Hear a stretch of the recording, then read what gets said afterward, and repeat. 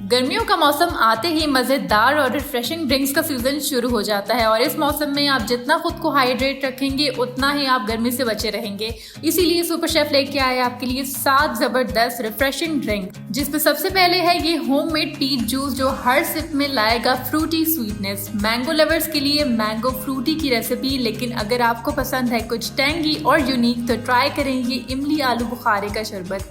And in सब में आपका सबसे फेवरेट होने वाला है ये फालसे का शरबत, जिसे आप आसानी से स्टोर भी कर सकते हैं। फिर आती है ये मिंट मार्गरीटा की रेसिपी, जो किसको पसंद नहीं होगी। Tasty, refreshing and simply amazing. इसके साथ आपको सिखाएंगे ये स्पाइसी मैंगो जूस और एंड पे आपको देंगे ट्रॉपिकल मज़ा विद दिस पीना कोलाडा रेसिपी, जो आपको बिल्कुल बीची वाइब्स देंगी। तो चलिए स्टार्ट करते हैं ये टेस्टी रिफ्रेशिंग रेसिपीज़।